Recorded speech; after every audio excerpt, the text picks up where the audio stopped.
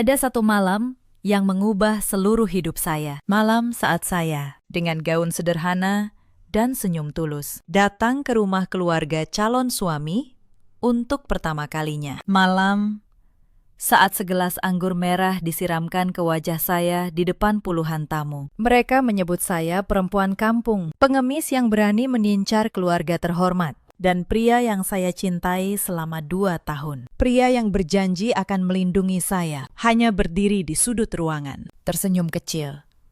Ikut tertawa bersama ibunya. Mereka pikir mereka sedang menginjak seekor semut. Mereka tidak tahu satu hal. Tanda tangan saya ada di kontrak yang menghidupi seluruh kerajaan bisnis mereka. Dan malam itu juga, dengan tangan yang masih basah oleh anggur, saya mengambil ponsel. Satu panggilan, hanya satu. Dan roda yang selama ini menopang kemewahan mereka mulai berhenti berputar, satu persatu. Halo, sahabat cerita. Selamat datang kembali. Duduklah yang nyaman. Karena malam ini, saya akan menemani kalian dengan sebuah kisah tentang harga diri seorang perempuan yang dijadikan bahan tertawaan. Kita akan sama-sama menyaksikan bagaimana sebuah keluarga yang begitu sombong, yang merasa bisa membeli dan menghina siapa saja, perlahan kehilangan segalanya karena satu kesalahan yang tidak pernah mereka sangka. Sebelum mulai, tulis di kolom komentar kalian menyimak dari kota mana. Saya ingin tahu siapa saja yang menemani malam ini. Sekarang, mari kita mulai.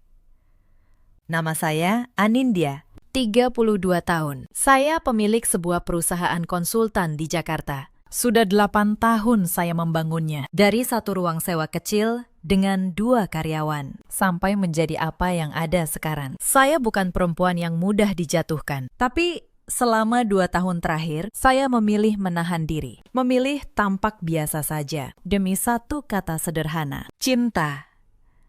Pria itu bernama Radit. Kami bertemu di sebuah seminar bisnis 2 tahun lalu. Waktu itu saya datang tanpa pengawal, tanpa mobil mewah. Hanya membawa satu tas kerja dan secangkir kopi. Radit duduk di sebelah saya dan mengira saya seorang karyawan biasa yang dikirim perusahaan untuk mengisi kursi. Ia menawari saya kue dari meja prasmanan, lalu bercanda bahwa seminar itu membosankan. Saya tertawa, dan entah bagaimana dari obrolan kecil itu tumbuh sesuatu yang saya kira nyata. Ia tampan, sopan, dan pandai bicara. Ia tahu saya punya usaha sendiri, tapi tidak pernah tahu sebesar apa. Saya sengaja tidak pernah menceritakannya. Bagi saya, cinta tidak seharusnya diukur dengan angka di rekening. Saya ingin dicintai sebagai Anindya, perempuan yang suka kopi pahit dan hujan sore, bukan sebagai pemilik perusahaan bernilai ratusan miliar. Selama 2 tahun, saya menyembunyikan banyak hal. Ketika Radit mengajak saya makan di restoran sederhana dan meminta maaf karena tidak bisa mengajak ke tempat mewah, saya hanya tersenyum. Padahal restoran mewah yang ia maksud, sebagian, adalah milik klien saya. Ketika ia bercerita bangga tentang mobil barunya, saya ikut senang. Meski saya sendiri memilih naik mobil biasa agar tidak menarik perhatian, saya mengecilkan diri sedikit demi sedikit tanpa sadar. Karena saya pikir kalau ia tahu siapa saya sebenarnya, cintanya akan berubah. Saya ingin menyimpan satu tempat di dunia di mana saya bukan bos, bukan pemilik, bukan angka, hanya perempuan yang dicintai. Radit selalu bercerita tentang keluarganya dengan bangga. Ayahnya, seorang pengusaha besar, pemilik grup Wibawa Sentosa. Ibunya, katanya, seorang perempuan anggun yang sangat menghargai kesederhanaan dan ketulusan hati. Adik perempuannya manja, tapi katanya baik hati. Setiap kali ia bercerita, matanya berbinar. Dan saya, yang sudah lama tidak punya keluarga, diam-diam merindukan untuk menjadi bagian dari sesuatu yang hangat seperti itu. Orang tua saya sudah lama tiada. Saya besar sebagai anak yatim yang berjuang sendiri. Maka gambaran keluarga hangat yang Radit lukiskan terasa seperti impian yang akhirnya bisa saya raih. Beberapa kali, ada tanda-tanda kecil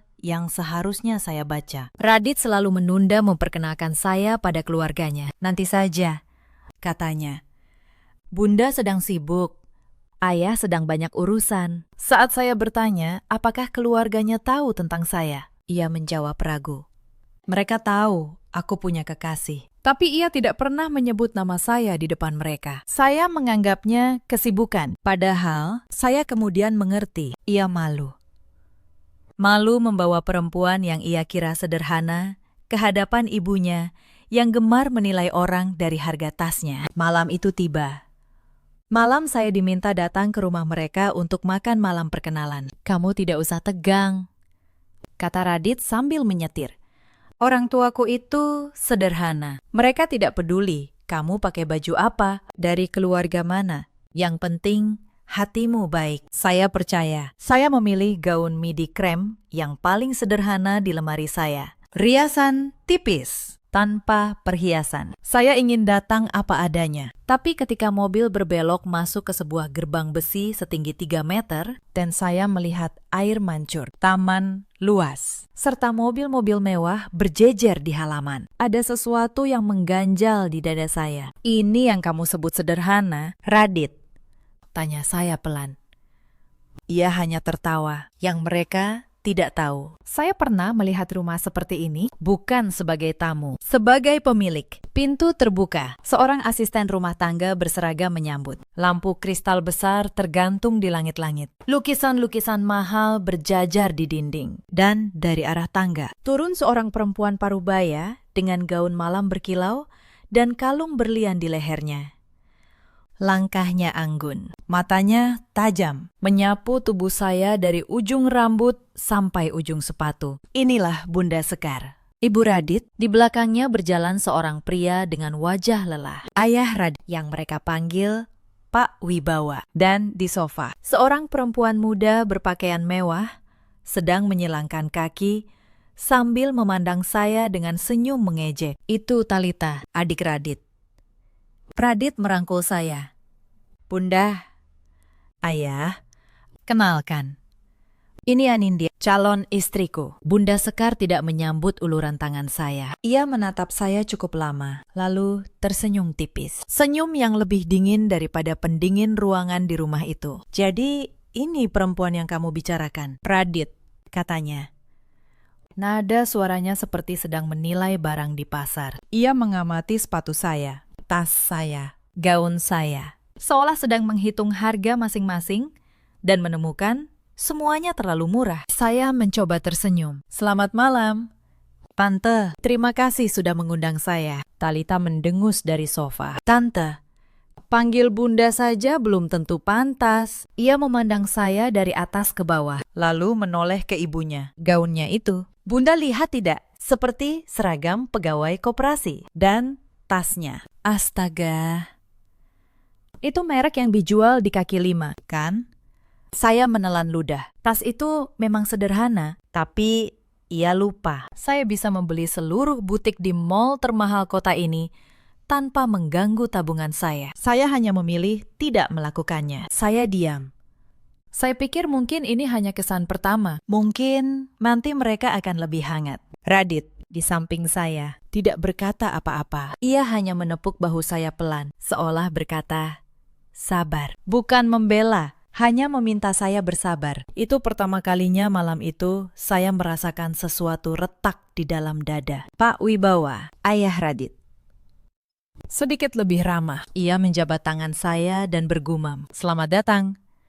Tapi matanya cepat berpindah ke istrinya, seolah meminta izin sebelum bersikap terlalu hangat pada saya. Di rumah ini, jelas Bunda Sekar yang memegang kendali, dan ia sudah memutuskan, bahkan sebelum saya membuka mulut, bahwa saya tidak pantas. Kita duduk dulu, kata Bunda Sekar sambil melangkah anggun ke ruang tengah. Radit, temani calon istrimu ini. Semoga dia betah di rumah yang, mungkin terlalu besar untuk ukurannya. Ia tertawa kecil. Talita ikut tertawa, dan saya berdiri di sana dengan senyum yang mulai terasa berat di wajah saya. Saya salah, sangat salah.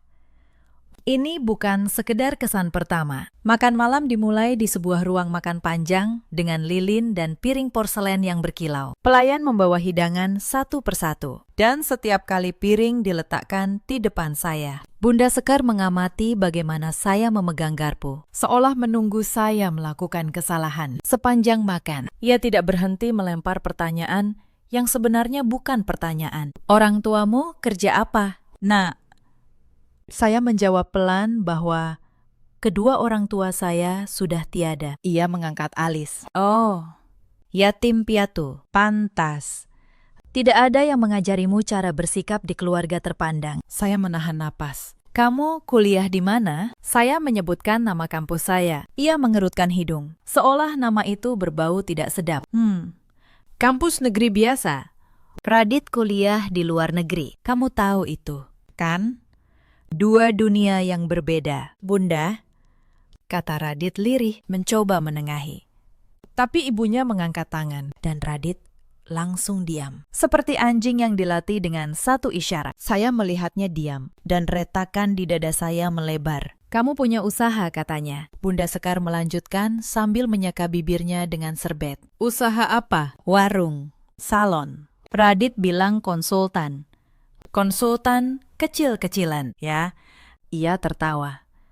Astaga, Radit, kamu ini calon penerus grup Wibawa. Perusahaan ayahmu menaklukkan seluruh Asia, dan kamu membawa pulang perempuan yang jualan jasa receh dari ruko sewaan. Apa kata relasi kita nanti? Talita menimpali dari seberang meja. Mungkin dia dekat sama kakak karena uang kita. Bunda, perempuan begini biasanya begitu, cari yang kaya, biar hidupnya enak. Setiap kalimat mereka seperti jarum, menusuk pelan-pelan, satu demi satu. Saya sudah terbiasa menghadapi ruang rapat penuh pengusaha yang lebih kejam dari ini. Saya bisa saja menjawab, membalikan setiap kalimat mereka menjadi senjata. Tapi saya diam, karena saya masih menunggu satu hal. Saya menunggu Radit. Pria yang berjanji melindungi saya hanya menunduk menatap piringnya. Tangannya mengepal di bawah meja. Tapi mulutnya terkunci. Ia tidak membela saya sekalipun. Dan itu lebih dari semua hinaan Bunda Sekar yang paling menyakitkan. Saya sudah hampir bisa bertahan. Saya sudah hampir memutuskan untuk pamit sopan dan pergi. Lalu mengakhiri semuanya diam-diam. Sampai bagian terakhir malam itu. Setelah makan, kami pindah ke ruang tengah, tempat beberapa kerabat lain sudah berkumpul. Belasan tamu, semua berpakaian mahal. Bunda Sekar berdiri, mengangkat gelas anggurnya, dan berbicara dengan suara yang sengaja dibuat keras agar semua mendengar. Saya ingin memperkenalkan sesuatu, katanya sambil tersenyum ke arah para tamu. Ini calon menantu yang dibawa Radit, seorang gadis dari keluarga yang, katakanlah, kurang beruntung. Ia menoleh ke saya. Nak, jujur saja, kamu dekat dengan Radit karena uang keluarga kami, kan? Tidak apa-apa mengaku. Semua perempuan sepertimu begitu. Tawa kecil terdengar dari beberapa tamu. Wajah saya panas. Bukan. Tante, kata saya. Suara saya bergetar menahan diri. Saya mencintai Radit apa adanya. Apa adanya? Bunda Sekar tertawa. Perempuan miskin selalu bilang begitu. Lalu, entah karena kesal, saya berani menjawab. Ia melangkah mendekat. Dan dengan satu gerakan tenang, ia menyiramkan seluruh isi gelasnya ke wajah saya. Anggur merah itu mengalir di dahi saya, turun ke pipi, membasahi gaun krem yang saya pilih dengan begitu hati-hati. Ruangan hening sejenak. Lalu, terdengar tawa. Talita tertawa paling keras. Rasakan, katanya. Pengemis yang tidak tahu diri. Dan Radit. Saya menoleh padanya dengan wajah basah dan mata memerah. Saya menunggu. Saya menunggu ia berdiri. Menunggu ia berkata, cukup. Bunda, dia calon istriku. Tapi yang saya lihat hanya seulas senyum canggung di bibirnya. Ia menunduk. Dan pelan, sangat pelan, ia ikut tertawa kecil bersama ibunya. Di detik itu, sesuatu di dalam diri saya mati. Tapi anehnya, saya tidak menangis. Saya tidak marah. Saya hanya merasa dingin, sangat dingin. Seperti seseorang yang baru saja bangun dari mimpi yang panjang. Karena mereka semua, seluruh orang di ruangan mewah itu, tidak tahu satu hal kecil. Perusahaan yang mereka banggakan. Kerajaan bisnis Pak Wibawa yang katanya menaklukkan seluruh Asia, berdiri di atas satu kontrak. Dan pemilik dari perusahaan di balik kontrak itu sedang berdiri di hadapan mereka dengan wajah basah oleh anggur. Saya mengambil tisu dari meja, mengusap wajah saya perlahan, lalu saya tersenyum. Untuk pertama kalinya malam itu, saya yang tersenyum. Dan senyum saya membuat Bunda Sekar berhenti tertawa. "Terima kasih atas jamuannya," kata saya, tenang. Malam ini sangat berkesan. Saya tidak akan pernah melupakannya. Saya berbalik dan berjalan keluar dari rumah itu dengan kepala tegak. Di belakang saya bisa mendengar Talita masih terkikik. Sombong sekali perginya. Padahal cuma perempuan kampung. Mereka tidak tahu. Di dalam mobil, saya sudah menunggu seseorang. Dan malam itu belum berakhir. Sopir pribadi saya, Pak Herman, membukakan pintu. Ia menatap wajah dan gaun saya yang basah, dan rahangnya mengeras. "Bu Anindya, siapa yang berani?" Suaranya bergetar menahan amarah. "Tidak apa-apa, Pak Herman," kata saya sambil masuk. "Antar saya pulang, dan tolong sambungkan saya dengan Bu Ratna." Bu Ratna adalah tangan kanan saya, direktur operasional di perusahaan saya. PT Nirmala Consulting, sebuah nama yang mungkin tidak pernah didengar Radit. Tapi, setiap pengusaha besar di Indonesia tahu betul apa artinya nama itu. Kami bukan konsultan kecil. Kami adalah perusahaan yang berada di balik hampir setiap negosiasi besar antara perusahaan lokal dan investor asing. Klien kami adalah nama-nama yang menghiasi majalah bisnis. Dan salah satu klien terbesar kami, yang selama bertahun-tahun kami bantu meraih kontrak-kontrak raksasa, adalah perusahaan milik Pak Wibawa. Radit tidak pernah tahu itu. Ia hanya tahu ayahnya hebat. Ia tidak pernah bertanya siapa yang membuat ayahnya hebat. Telepon tersambung. "Bu Ratna," suara saya tenang. "Besok pagi, siapkan seluruh dokumen kerjasama kita dengan Grup Wibawa Sentosa. Semua kontrak, semua klausul, semua catatan pembayaran. Saya ingin meninjau ulang hubungan kita dengan mereka." Ada jeda di ujung telepon. "Bu Anindya, apakah semuanya baik-baik saja?" Saya menatap keluar jendela, ke arah lampu-lampu kota yang berpendar. "Semuanya," kata saya. "Akhirnya baik-baik saja." Untuk pertama kalinya, sesampainya di apartemen, saya melepas gaun krem yang masih basah oleh anggur. Saya menatapnya sejenak. Gaun yang saya pilih dengan begitu hati-hati, dengan begitu banyak harapan. Lalu saya melipatnya dan menaruhnya di dalam kotak, bukan untuk dibuang. Saya menyimpannya sebagai pengingat. Pengingat bahwa saya pernah mengecilkan diri sedemikian rupa sampai membiarkan orang menyiramkan penghinaan ke wajah saya, dan hampir saja memaafkannya demi sesuatu yang saya sebut cinta. Malam itu saya tidak menangis. Saya sudah melewati tahap itu. Saya hanya duduk di tepi tempat tidur, menatap ponsel yang terus bergetar dengan panggilan dari Radit, dan merasakan sesuatu yang aneh. Bukan amarah, bukan kesedihan, hanya ketenangan yang dingin. Ketenangan seseorang yang akhirnya berhenti berpura-pura selama 2 tahun. Saya bertanya-tanya, apakah saya cukup baik untuk keluarga Radit? Apakah saya cukup cantik, cukup sopan, cukup pantas? Malam itu, untuk pertama kalinya, saya menyadari betapa konyolnya pertanyaan-pertanyaan itu. Bukan saya yang harus membuktikan diri kepada mereka. Merekalah yang tidak pernah pantas mendapatkan saya. Saya mematikan ponsel. Dan malam itu, saya tidur nyenyak, tanpa satu mimpi buruk pun. Keesokan paginya, saya sudah berada di kantor pukul 8. Bu Ratna menunggu di ruangan saya dengan setumpuk map. Wajahnya serius. "Saya sudah pelajari semalaman," katanya.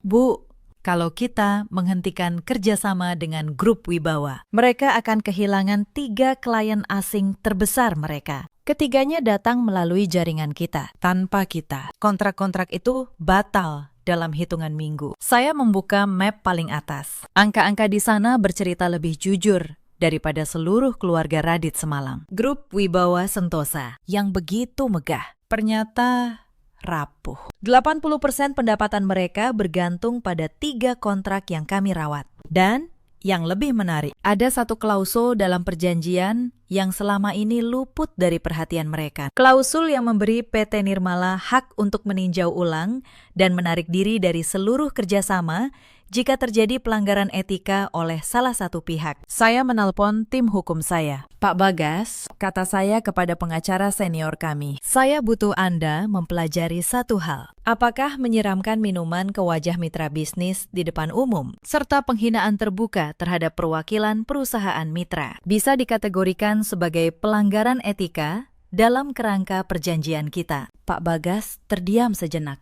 Lalu, ia tersenyum lewat telepon. Secara hukum, Bu, itu tergantung siapa yang dihina. Kalau yang dihina adalah pemilik dari perusahaan mitra itu sendiri, maka itu bukan hanya pelanggaran etika. Itu penghinaan langsung terhadap pihak dalam perjanjian. Kita punya dasar yang sangat kuat. Saya mengangguk. Baik, siapkan surat pemberitahuan peninjauan ulang kerjasama. Kirim resmi ke grup Wibawa Sentosa. Hari ini, saya tidak melakukan ini karena dendam. Saya sudah cukup dewasa untuk tahu bahwa dendam hanya membakar orang yang menyimpannya. Saya melakukannya karena ada garis yang tidak boleh dilewati siapapun. Harga diri seorang perempuan bukan mainan yang bisa diinjak lalu dibayar dengan permintaan maaf ketika keadaan berbalik. Mereka telah menginjaknya sambil tertawa, tanpa tahu bahwa perempuan itu memegang kunci hidup mereka. Kalau saya membiarkannya, saya bukan hanya mengecewakan diri saya juga mengkhianati setiap perempuan di luar sana yang pernah diremehkan dan tidak punya kekuatan untuk melawan. Sebelum mengirim surat itu, saya duduk lama di ruang kerja saya. Bu Ratna bertanya, apakah saya yakin ini keputusan besar? Katanya, kalau kita mundur, itu memang hak kita. Tapi orang akan bertanya-tanya, kenapa? Saya menatapnya, lalu berkata, biarkan mereka bertanya. Saya tidak menghentikan kerjasama ini karena emosi sesaat. Saya menghentikannya karena saya tidak mau lagi menopang orang yang memandang manusia lain seperti sampah. Nirmala dibangun di atas nilai, dan nilai itu tidak boleh dikorbankan hanya demi satu klien besar. Bu Ratna tersenyum. Kalau begitu, saya di belakang Ibu. 100%. Kami menghabiskan seluruh pagi memeriksa setiap klausul. Tim hukum bekerja cermat, memastikan setiap langkah kami berdiri di atas dasar yang sah. Tidak bisa digugat balik. Pak Bagas menegaskan, secara hukum kita bersih. Kita tidak melanggar apapun. Kita hanya menggunakan hak yang tertulis jelas dalam perjanjian. Hak yang selama ini mereka anggap remeh karena mengira kita tidak akan pernah menggunakannya. Hari itu juga, surat resmi dari PT Nirmala Consulting sampai ke kantor grup Wibawa Sentosa. Isinya sopan, dingin, dan mematikan. Peninjauan ulang seluruh kerjasama dengan kemungkinan penghentian dalam waktu 30 hari. Tidak ada satu kata pun yang kasar. Tidak ada satu ancaman pun. Hanya bahasa bisnis yang rapi. Tapi setiap orang yang membacanya di kantor itu tahu. Ini adalah lonceng kematian bagi kerajaan mereka. Saya membayangkan wajah Pak Wibawa saat membaca surat itu. Tapi saya tidak perlu membayangkan lama. Karena tak lama kemudian, ponsel saya mulai bergetar. Nama Radit muncul di layar. Sekali, 2 kali, 5 kali. Saya membiarkannya. Lalu muncul pesan, Anindya, ini kamu. Perusahaan yang mengirim surat ke ayah, PT Nirmala. Itu perusahaanmu. Tidak mungkin. Kamu bilang usahamu kecil. Saya menatap pesan itu tanpa minat. Lalu saya matikan notifikasinya. Mereka tidak lagi punya tempat di hidup saya. Di kantor grup Wibawa, saya kemudian tahu dari Bu Ratna yang punya banyak kenalan di sana. Terjadi kepanikan luar biasa. Pagi itu, Pak Wibawa memanggil seluruh direksi ke ruang rapat. Surat dari PT Nirmala tergeletak di tengah meja seperti bom yang belum meledak. Awalnya, tidak ada yang mengerti mengapa perusahaan sepenting Nirmala tiba-tiba meninjau ulang kerjasama yang sudah berjalan bertahun-tahun tanpa masalah. Lalu, seorang direktur keuangan yang wajahnya pucat pasi meletakkan sebuah dokumen di samping surat itu. Pakistan, katanya. Ada yang harus Bapak tahu. Pemilik PT, Nirmala Consulting. Namanya Anindya. Perempuan yang, katanya, semalam ada di rumah Bapak. Ruangan itu seketika sunyi. Sunyi yang menyakitkan. Pak Wibawa mengambil dokumen itu dengan tangan gemetar. Membaca nama itu berulang kali. Seolah berharap huruf-hurufnya akan berubah kalau ia menatapnya cukup lama. Tapi nama itu tetap sama. Kamu bodoh, katanya kepada Radit yang sudah dipanggil ke kantor. Suaranya bergetar antara marah dan putus asa. Kenapa kamu tidak pernah cari tahu siapa perempuan yang kamu bawa ke rumah? Nirmala bukan konsultan biasa. Mereka nadi kita. 3 klien asing terbesar kita yang menyumbang 80% pendapatan. Semuanya datang lewat jaringan mereka. Tanpa Nirmala. Klien-klien itu pergi dalam hitungan minggu. Dan kita tamat. Kita benar-benar tamat. Radit hanya bisa terdiam. Tubuhnya lemas di kursi. Aku tidak tahu. Yah, ia berbisik.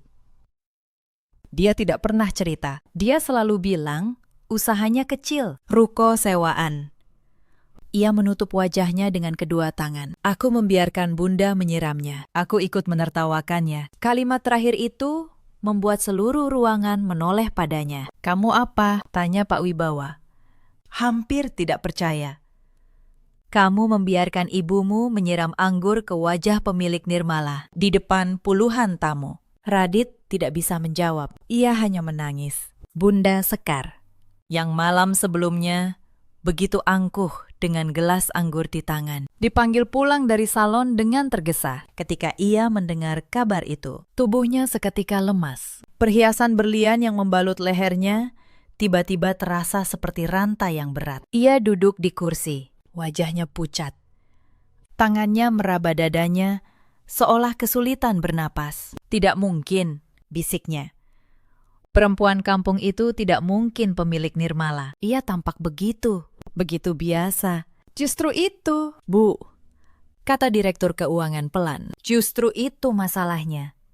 Ibu menghina orang yang paling berkuasa di ruangan itu. Karena ibu mengira dia yang paling lemah. Bunda Sekar tidak menjawab. Untuk pertama kalinya dalam hidupnya, ia tidak punya kata-kata angkuh yang bisa diucapkan. Ia hanya bisa membayangkan kehancuran yang sedang berjalan pelan, tapi pasti menuju pintu keluarganya. Sementara itu, saya menjalani hari-hari saya seperti biasa. Bekerja, memimpin rapat, minum kopi di pagi hari sambil membaca berita. Beban yang selama 2 tahun saya pikul. Beban untuk terus berpura-pura menjadi seseorang yang lebih kecil dari diri saya sebenarnya. Kini terangkat. Saya tidak perlu lagi menahan diri. Saya tidak perlu lagi berpura-pura buta pada cinta yang ternyata begitu rapuh. Sebelum keluarganya datang bersama-sama, Radit sempat mencari saya sendirian. Ia menunggu di depan gedung kantor saya, di bawah hujan, tanpa payung. Ketika saya keluar, ia berlari mendekat. Wajahnya kuyup, entah karena hujan atau air mata. Anindya, katanya. Tolong. Aku tahu aku salah, tapi keluargaku, mereka akan kehilangan segalanya. Tolong pertimbangkan lagi. Saya berhenti dan menatapnya. Radit, kata saya. 3 hari lalu, kamu berdiri diam saat ibumu menyiram anggur ke wajahku. Kamu bahkan ikut tertawa. Dan sekarang, saat perusahaan ayahmu terancam, baru kamu berlari ke sini di tengah hujan. Kalau malam itu kamu berlari mendekatiku secepat ini, mungkin ceritanya akan berbeda. Ia terdiam. Aku takut. Anindya, bisiknya. Bunda selalu mengatur segalanya. Aku tidak berani melawannya. Justru itu, kata saya. Cinta yang tidak berani berdiri, bukan cinta. Itu hanya kenyamanan, dan aku sudah terlalu lama puas dengan kenyamanan yang membuatku mengecilkan diri sendiri. Saya meninggalkannya di sana, berdiri di bawah hujan. Dan mungkin kalian yang sedang menyimak ini pernah berada di posisi yang sama, berharap seseorang membela kalian. Dan yang kalian dapat hanya diam. Menurut kalian, apakah saya salah karena tidak memberinya kesempatan kedua? Tulis di kolom komentar. Saya ingin tahu pendapat kalian. 3 hari kemudian, mereka datang. Kali ini, semuanya. Bel kantor saya berbunyi di sore hari. Resepsionis menelepon ke ruangan saya. Bu Anindya, ada tamu.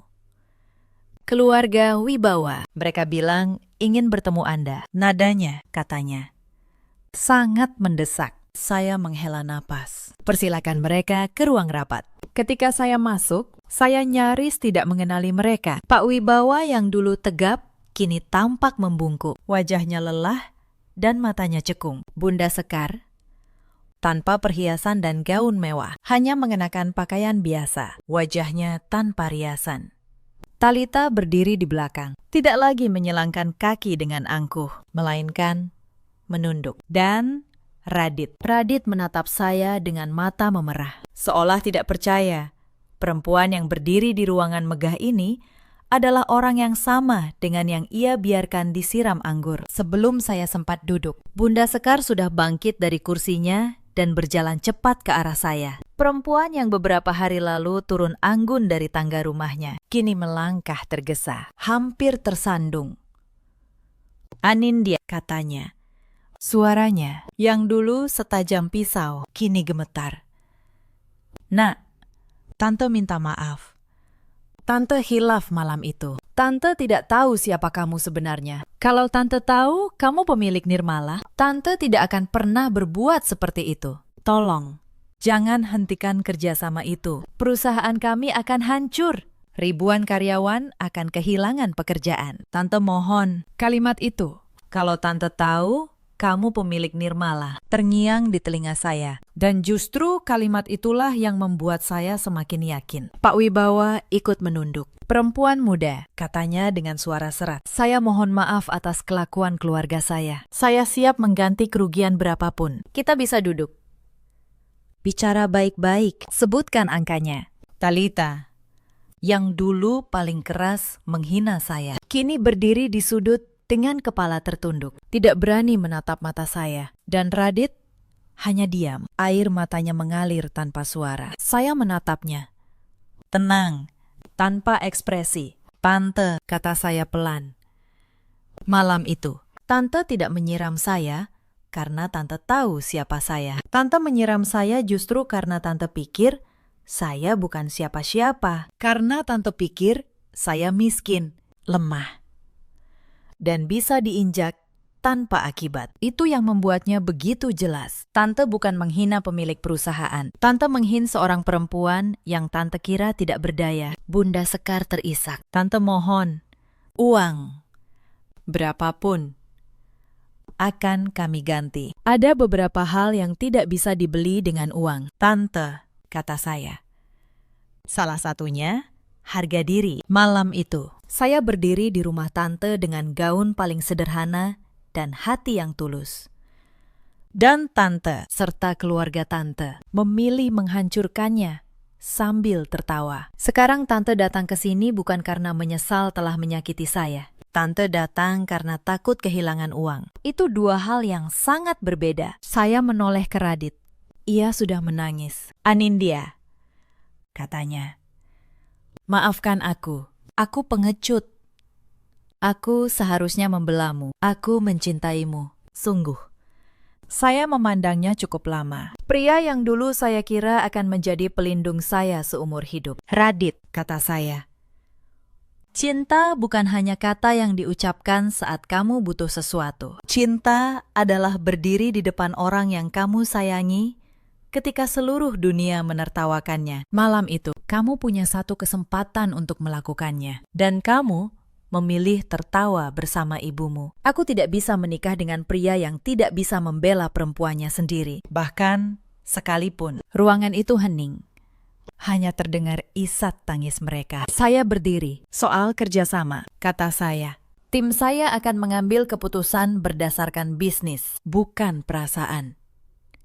Tapi keputusan itu tidak lagi ada di tangan Tante atau di tangan air mata siapapun di ruangan ini. Silakan pulang. Saya keluar dari ruangan itu tanpa menoleh lagi. Di belakang saya mendengar Bunda Sekar berlutut di lantai, menangis tanpa malu. Perempuan yang beberapa hari lalu berdiri begitu tinggi, kini jatuh serendah lantai yang dulu ia banggakan. Minggu-minggu berikutnya menjadi mimpi buruk bagi keluarga itu. Tanpa jaringan yang selama ini dirawat perusahaan saya, 3 klien asing terbesar grup Wibawa mulai gelisah. Klien pertama, sebuah perusahaan investasi dari Singapura, menelpon kantor Pak Wibawa dan menanyakan mengapa konsultan yang biasa mendampingi negosiasi mereka mendadak menarik diri. Ketika tidak ada jawaban yang meyakinkan, mereka membatalkan kontrak yang bernilai puluhan miliar. Klien kedua, sebuah grup manufaktur dari Jepang, menyusul seminggu kemudian. Klien ketiga bahkan tidak repot memberi alasan. Mereka hanya mengirim surat singkat. Kerjasama dihentikan. Satu persatu, tiang penyangga kerajaan itu roboh. Kontrak-kontrak besar yang menjadi kebanggaan grup Wibawa batal dalam hitungan hari. Karyawan mulai diberhentikan. Kantor megah mereka, yang dulu sibuk siang malam, kini setengah kosong.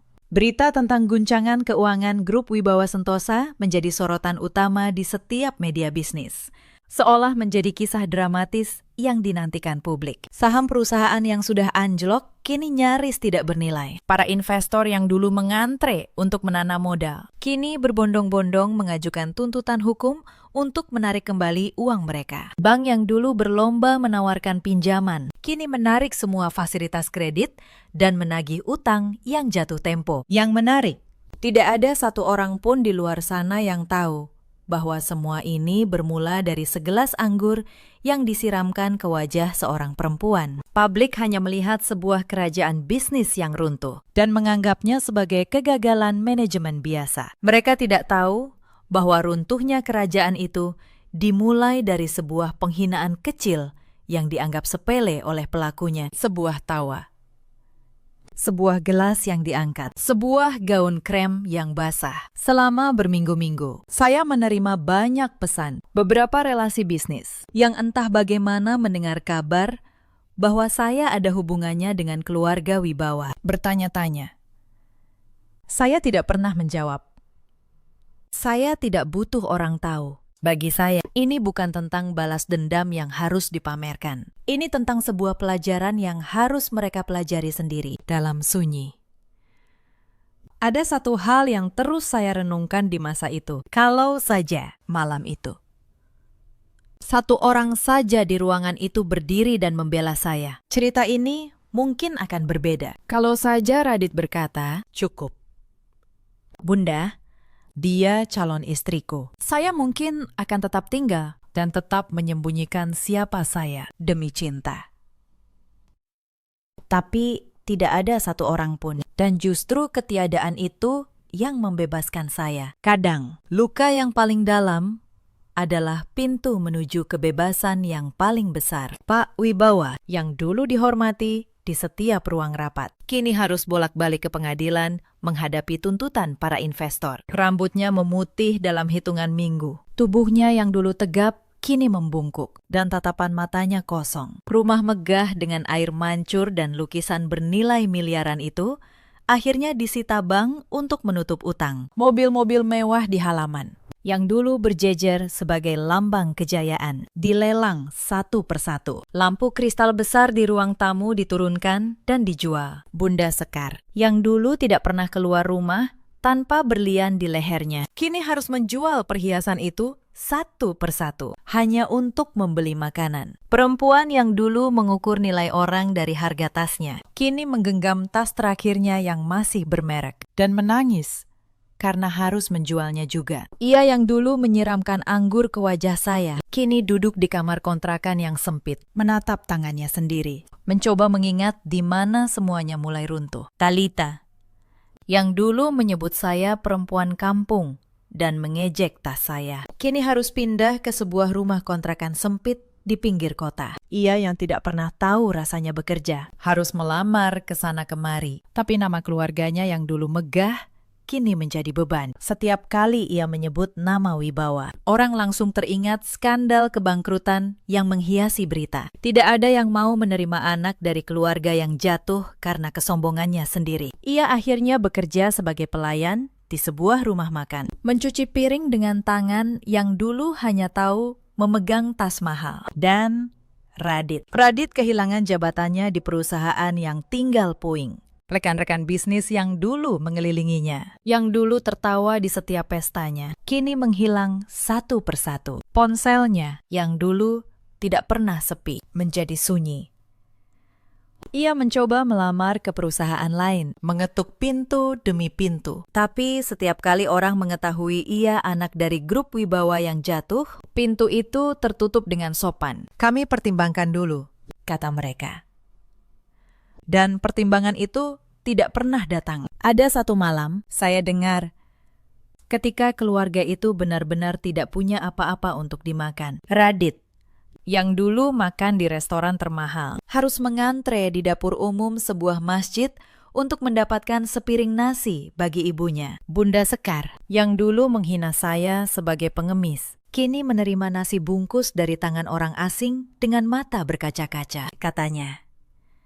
Malam itu, ia menangis bukan karena lapar. Ia menangis karena akhirnya mengerti rasanya menjadi orang yang dipandang rendah. Saya tidak pernah mengucapkan satu patah kata pun untuk menghancurkan mereka. Saya tidak menyebar fitnah. Saya tidak membalas hinaan dengan hinaan. Saya hanya berhenti menopang sesuatu yang tidak pantas saya topang. Dan tanpa topangan itu, kesombongan mereka runtuh oleh beratnya sendiri. Suatu sore, beberapa bulan kemudian, saya sedang minum kopi di sebuah kafe dekat kantor. Seorang perempuan mendekati meja saya dengan ragu. Ketika ia mengangkat wajah, saya baru sadar itu Talita. Wajahnya kurus, pakaiannya sederhana, tangannya kasar. Tanda ia kini bekerja keras untuk hidup. "Mbak Anindya," katanya lirih. Saya tidak berani meminta apa-apa. Saya hanya ingin minta maaf. Malam itu, saya yang paling keras menertawakan Mbak. Saya menyesal. Sungguh, saya menatapnya cukup lama. Anehnya, saya tidak merasakan kemenangan. Tidak ada rasa puas yang saya bayangkan akan muncul. Saya hanya merasa sedikit sedih melihat betapa jauh seseorang bisa jatuh karena kesombongannya sendiri. "Duduklah," kata saya, menunjuk kursi di seberang meja. Talita ragu sejenak, lalu duduk dengan canggung. Ia menggenggam tangannya sendiri di atas meja, tangan yang kini kasar dan kapalan. "Talita," kata saya sudah lama tidak memikirkan malam itu. Hidup saya terlalu penuh untuk terus menyimpan luka lama. Saya tidak menghancurkan keluarga kalian, saya hanya berhenti menopangnya. Yang menghancurkan keluarga kalian adalah kesombongan kalian sendiri. Kalian mengira uang membuat kalian berhak memandang rendah siapa saja. Ia menunduk. "Saya tahu, Mbak. Sekarang saya baru mengerti rasanya diremehkan. Setiap hari di tempat kerja, saya dibentak, dihina, dianggap tidak becus. Dan saya baru sadar, itulah yang dulu saya lakukan pada Mbak. Kalau kamu benar-benar menyesal," kata saya, "jangan tunjukkan pada saya. Tunjukkan pada dirimu sendiri dengan menjadi orang yang lebih baik. Perlakukan setiap orang yang kamu kira lebih rendah darimu dengan hormat. Karena kamu tidak pernah tahu siapa mereka sebenarnya. Bisa jadi orang yang kamu hina hari ini adalah orang yang memegang nasibmu esok hari. Tapi lebih dari itu, perlakukan mereka dengan hormat, bukan karena takut, melainkan karena setiap manusia memang pantas dihormati." Ia menangis. Kali ini bukan tangis manja seperti yang dulu sering ia perlihatkan, melainkan tangis seseorang yang benar-benar mengerti. Ia mengangguk, mengucap terima kasih, lalu pergi. Saya melihat punggungnya menjauh dan berharap dengan tulus bahwa ia benar-benar berubah. Saya kembali menatap kopi saya. Di luar jendela, langit Jakarta berubah jingga. Dan untuk pertama kalinya sejak lama, saya merasa benar-benar ringan. Beberapa bulan setelah itu, hidup saya berjalan seperti sungai, yang akhirnya menemukan alirannya. Perusahaan saya berkembang lebih besar dari sebelumnya. Anehnya, keputusan saya menarik diri dari grup Wibawa justru meningkatkan reputasi Nirmala. Kabar menyebar di kalangan pengusaha bahwa PT Nirmala adalah perusahaan yang tidak mau bekerja sama dengan pihak yang tidak menjunjung etika. Klien-klien baru berdatangan, justru karena mereka ingin bermitra dengan perusahaan yang punya prinsip. Saya membuka satu divisi baru, sesuatu yang sudah lama saya impikan. Divisi khusus untuk mendampingi perempuan-perempuan pengusaha kecil yang ingin tumbuh, tapi tidak punya modal atau jaringan. Banyak dari mereka datang dengan cerita yang mirip dengan cerita saya. Perempuan yang diremehkan karena tampil sederhana. Perempuan yang usahanya disebut receh oleh orang-orang yang tidak pernah tahu betapa kerasnya mereka berjuang. Saya mendampingi mereka satu persatu, tidak hanya dengan strategi bisnis, tapi juga dengan sesuatu yang lebih penting, keyakinan bahwa mereka pantas. Saya masih ingat wajah salah satu dari mereka. Seorang ibu muda yang menjual kue dari rumah kontrakannya. Ia menangis ketika usahanya untuk pertama kalinya mendapat pesanan besar. "Mbak Anindya," katanya, "saya tidak pernah menyangka orang sepenting Mbak mau membantu orang kecil seperti saya." Saya menggenggam tangannya dan berkata, "Dulu saya juga orang kecil yang diremehkan. Dan yang membuat saya bertahan adalah keyakinan bahwa kesederhanaan bukan kelemahan." Sekarang giliran saya menyampaikan keyakinan itu kepada kalian. Karena saya tahu betul rasanya diremehkan hanya karena tampak sederhana. Saya tahu rasanya berdiri di ruangan penuh orang dengan wajah basah oleh penghinaan. Sementara orang yang seharusnya membela justru diam. Saya tidak ingin ada perempuan lain yang merasa harus mengecilkan diri agar diterima. Dan tidak ada seorang pun, tidak peduli sekaya apapun mereka, yang berhak menyiramkan penghinaan ke wajah orang lain. Radit sempat menemui saya satu kali lagi, di depan kantor. Ia tampak jauh lebih tua dari usianya. "Anindya," katanya, "aku tahu ini sudah terlambat. Tapi aku ingin kamu tahu, aku belajar dari semua ini. Aku menyesal setiap hari." Saya tersenyum kecil. "Aku senang kamu belajar, Radit," kata saya. "Sungguh. Tapi pelajaran itu untuk hidupmu, bukan untuk kembali ke hidupku. Aku sudah menutup pintu itu, dan aku tidak akan pernah membukanya lagi. Jaga dirimu baik-baik." Saya masuk ke gedung tanpa menoleh. Dan kali ini, tidak ada sedikit pun keraguan di langkah saya. Malam itu, sendirian di apartemen saya. Saya berdiri di depan jendela besar yang menghadap kota. Saya teringat perempuan yang 2 tahun lalu memilih menahan diri. Memilih tampak kecil. Demi cinta yang ia kira nyata. Saya tidak lagi membenci mereka yang menyakiti saya. Saya hanya berterima kasih. Karena malam saat anggur itu disiramkan ke wajah saya adalah malam saya akhirnya bangun dan memilih untuk tidak lagi mengecilkan diri demi siapapun. Sahabat cerita, di luar sana ada banyak perempuan yang seperti saya dulu. Perempuan yang menahan diri, mengecilkan pencapaiannya, menutupi kekuatannya, hanya agar bisa dicintai. Mereka membiarkan diri diremehkan karena takut kehilangan seseorang yang ternyata tidak pernah benar-benar mencintai mereka. Cerita ini mengajarkan satu hal sederhana. Harga diri kalian bukan sesuatu yang boleh ditukar dengan cinta siapapun. Jangan pernah mengecilkan diri agar diterima oleh orang yang seharusnya mengangkat kalian. Dan jangan pernah menghina seseorang hanya karena ia tampak sederhana. Karena kesederhanaan seringkali menyimpan kekuatan yang tidak pernah kalian bayangkan. Ada banyak ibu seperti Bunda Sekar di luar sana yang mengukur nilai seseorang dari pakaian dan asal-usulnya. Ada banyak pria seperti Radit yang mencintai selama itu mudah, tapi diam ketika cinta menuntut keberanian. Dan ada banyak perempuan seperti Anindya yang perlu satu malam yang menyakitkan untuk akhirnya mengingat betapa berharganya diri mereka. Kalau kalian pernah berada di posisi disiram, direndahkan, dan ditertawakan. Tulislah di kolom komentar. Menurut kalian, apakah Anindya benar ketika ia memilih pergi dan tidak kembali? Ceritakan kisah kalian. Saya akan membaca satu persatu. Dalam hidup, kita selalu punya pilihan. Kita bisa memilih terus mengecilkan diri, atau kita bisa memilih berdiri tegak dengan wajah yang basah sekalipun, dan berjalan keluar dengan kepala terangkat. Terima kasih sudah menemani sampai akhir. Sampai jumpa di cerita berikutnya. Jam 11 malam, badan saya nyaris ambruk di depan pintu. Begitu masuk, suami saya berdiri menunggu. Tangannya terangkat. Tamparan itu mendarat keras di pipi kiri saya. Cepat masak. Lihat. Ibu dan adikku sudah kelaparan dari tadi sore. Saya tidak menangis. Saya tidak menjerit. Saya hanya berjalan tenang ke dapur. Dan saya mulai menyusun rencana. 15 menit kemudian, suami dan keluarganya berhamburan ke dapur. Mereka histeris melihat apa yang ada di atas meja makan. Yang saya siapkan malam itu bukan makanan. Karena sebelum cerita ini benar-benar dimulai, halo, sahabat. Selamat datang kembali di kanal kita. Sebelum kita lanjut, tuliskan di kolom komentar dari kota mana kalian menonton malam ini. Jangan lupa like dan subscribe agar kanal ini terus bisa menghadirkan kisah-kisah yang lebih menarik lagi. Sekarang, mari kita mulai.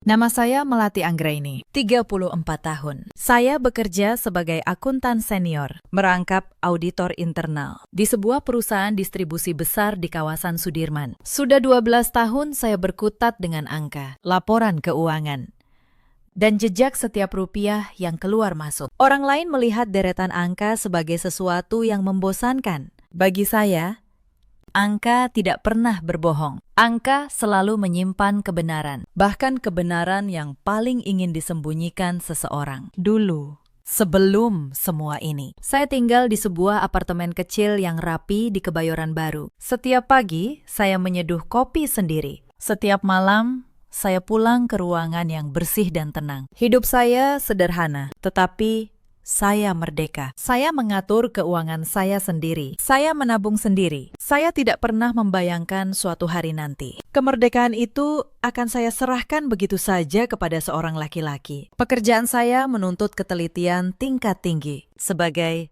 auditor internal. Tugas saya adalah memeriksa setiap aliran uang di perusahaan, memastikan tidak ada 1 rupiah pun yang menyimpang. Saya terbiasa membaca pola. Saya terbiasa mencium kejanggalan dari deretan angka yang bagi orang lain tampak biasa saja. Atasan saya sering berkata, mata saya seperti mata elang. Tidak ada transaksi mencurigakan yang lolos dari perhatian saya. Keahlian itu yang saya bangun selama bertahun-tahun, kelak menjadi penyelamat hidup saya. Meski saat itu, saya belum tahu betapa pentingnya keahlian itu akan menjadi. Saya bukan perempuan yang mudah menyerah. Saya membiayai kuliah saya sendiri dengan bekerja paruh waktu. Saya merintis karir dari posisi paling bawah, naik selangkah demi selangkah dengan kerja keras dan integritas. Setiap pencapaian saya raih dengan tangan sendiri, tanpa bergantung kepada siapapun. Itulah sebabnya ketika akhirnya saya kehilangan kendali atas hidup saya di tangan Galang dan keluarganya, rasa sakitnya menjadi berlipat ganda. Karena yang mereka rampas bukan sekedar kebebasan, melainkan jati diri yang saya bangun seumur hidup. Laki-laki itu bernama Galang, 38 tahun. Ia bekerja sebagai manajer keuangan di sebuah perusahaan properti. Saat pertama bertemu, ia tampak begitu mapan dan percaya diri. Setelan jasnya selalu rapi, jam tangannya mahal, bicaranya penuh keyakinan. Saya pikir, inilah laki-laki yang akan menjadi rekan sejajar dalam hidup saya. Saya keliru besar. Kami menikah 3 tahun lalu. Pernikahan kami sederhana, tetapi penuh harapan. Saya percaya kami akan membangun rumah tangga seperti 2 orang dewasa yang saling menghormati. Bulan-bulan pertama berjalan manis. Galang masih bersikap lembut. Ia memuji masakan saya. Ia mengantar saya bekerja. Ia berkata akan menjaga saya seumur hidup. Saya menyimpan kata-kata itu di hati seperti menyimpan harta. Retakan pertama muncul 3 bulan setelah pernikahan. Suatu malam, Galang pulang dengan wajah keruh. Ia berkata pelan, "Mel, ibuku kesepian di kampung. Bagaimana kalau beliau tinggal bersama kita?" Saya tidak keberatan. Saya pikir itu wajar. Seorang anak ingin berbakti kepada ibunya. Maka Bu Sutinah, ibu mertua saya, pindah ke apartemen kecil kami. Lalu, hanya selang 2 minggu, datang pula Dinda, adik ipar saya yang berusia 29 tahun, katanya. Ia ingin mencari kerja di Jakarta. Apartemen yang dulu hanya berisi saya seorang, kini sesak oleh 4 orang. Sejak hari itu, hidup saya perlahan berubah. Dapur yang dulu menjadi tempat saya menikmati kopi pagi, kini menjadi medan tugas. Bu Sutinah punya banyak permintaan. Dinda punya lebih banyak lagi. Dan Galang, suami saya, mulai menunjukkan wajah yang selama ini ia sembunyikan. Awalnya hanya soal-soal kecil. Masakan saya kurang asin, lantai kurang bersih, kopi terlalu pahit. Saya menahan diri. Saya pikir ini hanya penyesuaian. Setiap keluarga butuh waktu untuk saling memahami. Namun, saya keliru lagi. Mereka tidak datang untuk memahami. Mereka datang untuk menguasai. Saya masih ingat malam ketika semuanya mulai terasa salah. Bu Sutinah duduk di sofa, menatap saya dengan tatapan menilai. Lalu, ia berkata kepada Galang, cukup keras agar saya mendengar. "Galang, istrimu ini terlalu sibuk dengan pekerjaannya. Perempuan yang baik itu mengurus rumah, bukan mengurus angka di kantor orang." Saya menoleh, menunggu Galang membela saya. Namun ia hanya diam. Diamnya itu jauh lebih menyakitkan daripada 1000 kata. Malam itu, saya mengerti satu hal. Di rumah ini, saya sendirian. Saya mencoba memahami dari mana semua ini berasal. Saya menggali masa lalu Galang. Perlahan, saya mengerti. Galang dibesarkan oleh Bu Sutinah seorang diri, dimanjakan sebagai anak laki-laki satu-satunya yang diharapkan mengangkat derajat keluarga. Sejak kecil, ia diajari bahwa perempuan adalah pelayan dan laki-laki adalah raja. Bu Sutinah tidak pernah benar-benar merelakan anaknya menikah. Bagi beliau, saya bukanlah istri, melainkan pesaing yang merebut anaknya. Maka tujuannya sederhana, yaitu menjadikan saya tunduk sepenuhnya atau menyingkirkan saya. Saya juga mulai memperhatikan kebiasaan Galang yang aneh. Penghasilannya sebagai manajer keuangan memang besar, namun gaya hidupnya jauh melampaui itu. Mobil baru, jam tangan baru, liburan mahal bersama teman-temannya, tanpa pernah mengajak saya. Sebagai akuntan, naluri saya berkata, ada yang tidak beres. Penghasilan dan pengeluaran itu tidak seimbang. Ada sumber uang lain yang tidak ia ceritakan. Namun saat itu, saya belum punya bukti. Saya hanya menyimpan kecurigaan itu. Seperti menyimpan benih yang suatu hari akan saya tumbuhkan menjadi kebenaran. Hari demi hari, perlakuan mereka semakin berani. Bu Sutinah mulai memerintah saya seperti pembantu. Dinda mulai meminjam barang-barang saya tanpa izin, lalu merusaknya tanpa rasa bersalah. Dan Galang yang dulu lembut, kini menampakkan wajah aslinya. Suaranya meninggi setiap kali ada yang tidak sesuai keinginannya. Saya menahan semua itu karena saya masih percaya mungkin keadaan akan membaik. Saya keliru. Keadaan justru semakin memburuk hari demi hari, hingga ke titik yang tidak pernah saya bayangkan. Tekanan pertama yang sesungguhnya datang sebulan kemudian. Galang memanggil saya ke kamar. Wajahnya serius, seolah hendak membahas hal penting. Ia berkata, "Mel, mulai bulan depan, berhenti saja dari kantor." Saya terkejut. Saya bertanya, "Berhenti? Kenapa, Mas?" Saya suka pekerjaan saya. Ia menghela nafas. Seolah saya anak kecil yang sulit diajak bicara. Ibu butuh ditemani di rumah. Dinda juga belum dapat kerja. Kita keluarga sekarang. Gaji aku lebih dari cukup untuk semua. Tugasmu mengurus rumah. Saya menatapnya lama. 12 tahun karir saya. Ia minta saya buang dalam satu kalimat. Saya menolak dengan halus. Saya berkata, pekerjaan ini bukan sekedar gaji bagi saya, tetapi harga diri. Galang tidak menjawab.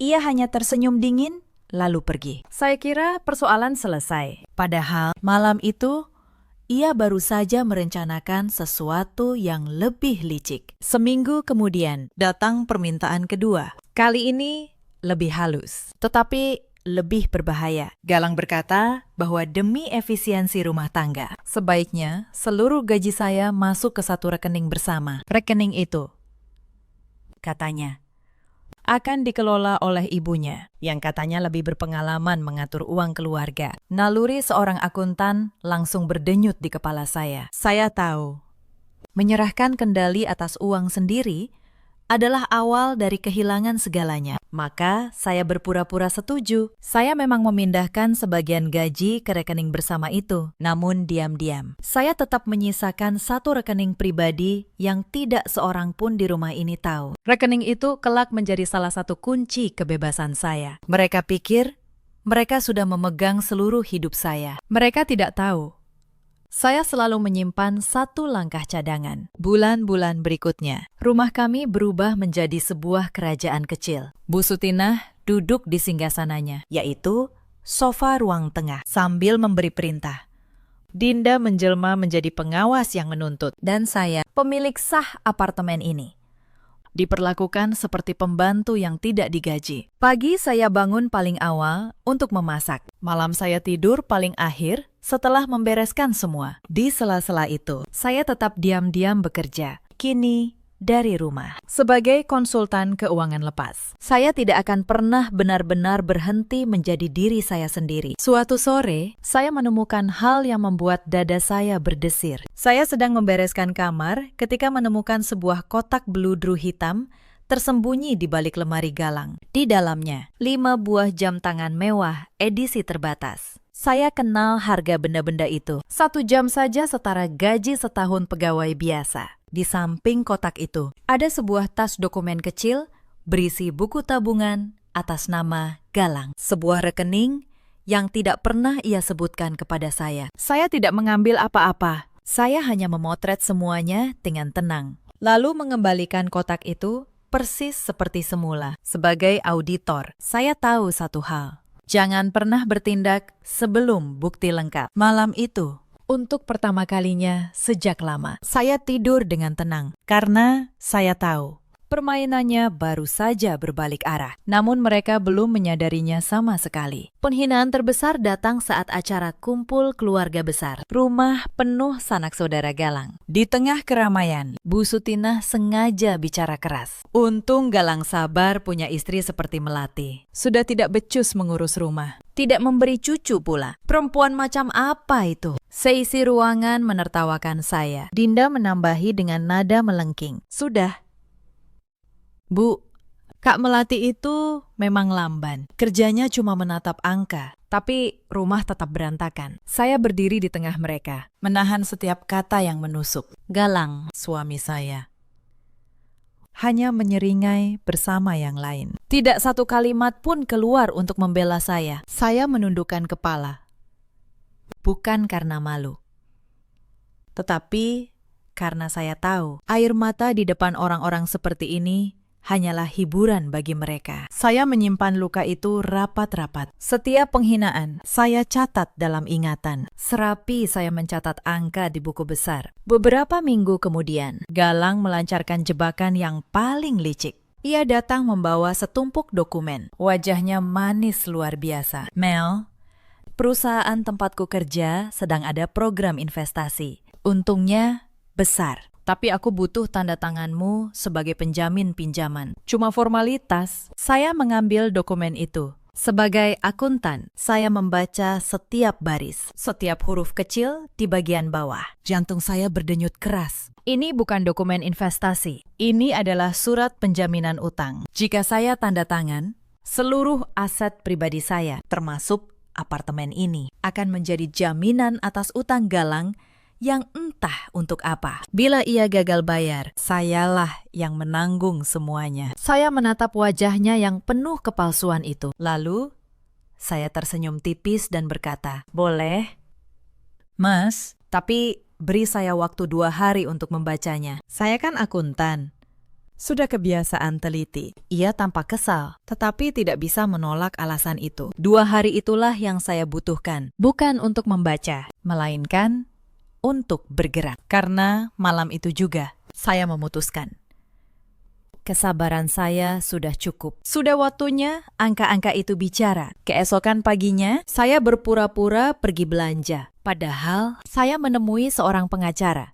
Namanya Pak Andra, pengacara muda yang tajam dan teliti. Rekomendasi dari teman lama saya di kantor akuntan. Di ruangannya yang tenang, saya membuka semuanya. Foto jam tangan mewah, salinan rekening rahasia Galang, catatan setiap penghinaan, dan setiap tindakan kasar. Dan sesuatu yang membuat Pak Andra mengangkat alis, yaitu data keuangan janggal dari perusahaan tempat Galang bekerja, yang tanpa sengaja pernah saya lihat melalui dokumen yang ia bawa pulang. Pak Andra memeriksa semuanya dengan saksama. Lalu ia berkata pelan, "Bu Melati, kalau dugaan saya benar, jam tangan dan rekening rahasia ini bukan dari gaji. Pola ini khas penyalahgunaan dana, tapi kita butuh bukti yang lengkap dan sah. Ibu sanggup menunggu dan bermain tenang." Saya menjawab tanpa ragu, "Saya akuntan, Pakistan. Kesabaran adalah keahlian saya." Pak Andra lalu menjelaskan langkah-langkah yang harus kami ambil. Pertama, saya harus tetap berperilaku normal agar mereka tidak curiga. Kedua, setiap bukti harus dikumpulkan secara sah dan tidak melanggar hukum. Ketiga, kami akan menunggu satu momen besar yang menangkap semuanya sekaligus. Saya mendengarkan dengan saksama. Untuk pertama kalinya sejak menikah, saya merasa ada seseorang yang berdiri di pihak saya. Selama beberapa minggu berikutnya, saya menyelidiki sendiri jejak keuangan Galang, menggunakan seluruh keahlian saya sebagai auditor. Saya menemukan pola yang sangat khas. Ia membeli aset-aset mahal dengan cara mencicil dari rekening rahasianya, lalu mencatatnya sebagai pengeluaran fiktif perusahaan. Saya menyusun semuanya dalam sebuah berkas rapi. Setiap transaksi mencurigakan, setiap tanggal, setiap angka saya catat dengan teliti. Berkas itu menjadi senjata utama saya, jauh lebih tajam daripada amarah apapun. Saya juga menyalin diam-diam beberapa dokumen yang Galang bawa pulang dan tinggalkan sembarangan di meja kerjanya. Ia begitu yakin tidak ada yang berani menyentuh barang-barangnya, sehingga ia ceroboh.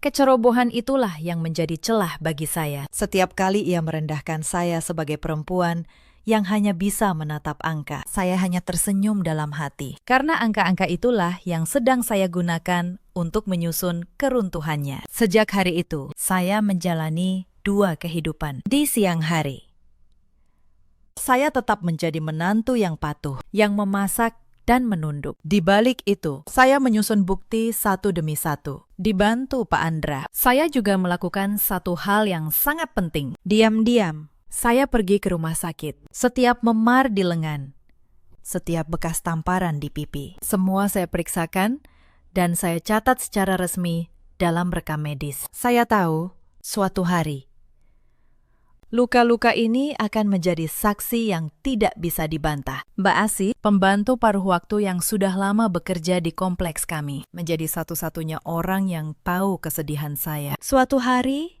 ia berbisik, "Bu Melati, saya sering melihat.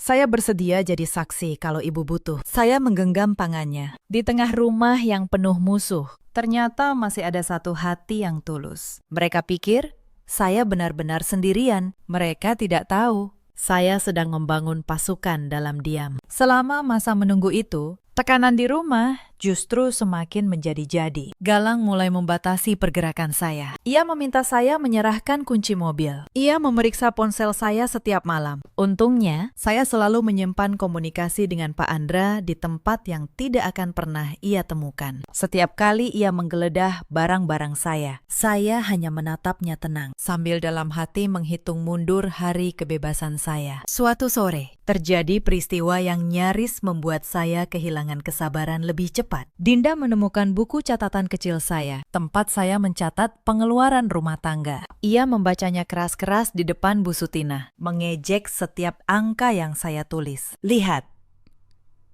Bu, Kak Melati ini benar-benar perhitungan. Sampai uang sabun pun dicatat. Pelit sekali jadi orang." Mereka tertawa terbahak-bahak. Mereka tidak tahu buku catatan itu hanyalah kamuflase. Catatan yang sebenarnya, yang mencatat setiap kejanggalan keuangan Galang, tersimpan jauh lebih rapi di tempat lain. Tekanan finansial pun makin terasa. Galang berhenti memberi uang belanja yang cukup, namun menuntut menu makanan yang mahal setiap hari. Rendang, ikan segar, daging premium. Saat saya berkata, uang belanja tidak cukup, Bu Sutinah membentak.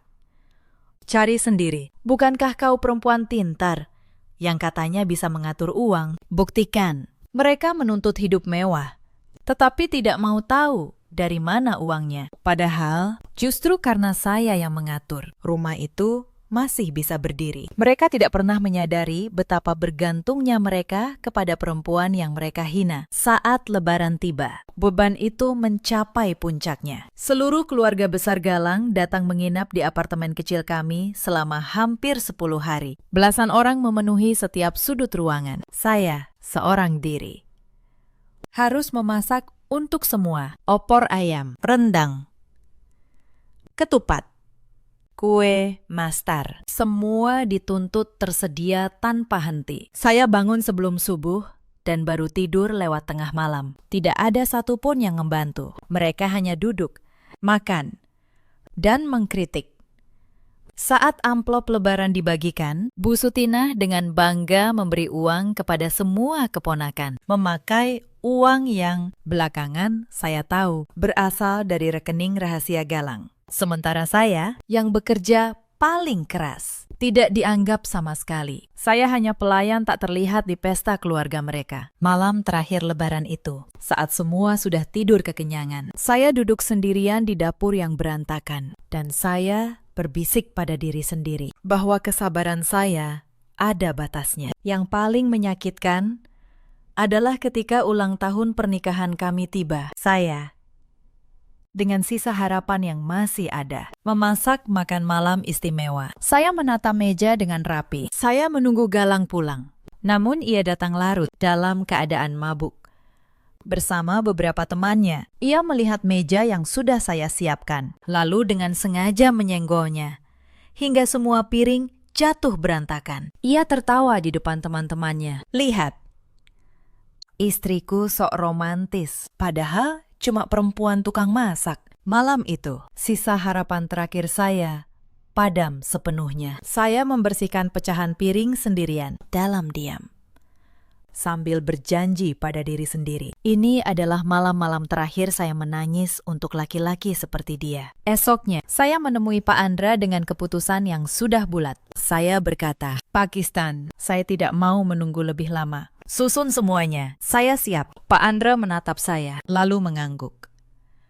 Ia berkata, baik, Bu, tapi kita perlu satu momen yang menangkap semuanya secara langsung. Sebuah bukti yang tidak bisa disangkal di depan banyak saksi. Dari situlah lahir rencana terakhir saya. Rencana yang akan membongkar semuanya dalam satu malam. Semua bukti hampir lengkap. Tinggal satu hal yang saya butuhkan, yaitu momen yang tepat. Dan momen itu datang pada malam yang saya ceritakan di awal tadi. Sebelum saya sampai pada malam itu, ada beberapa kejadian yang membuat cangkir kesabaran saya benar-benar tumpah.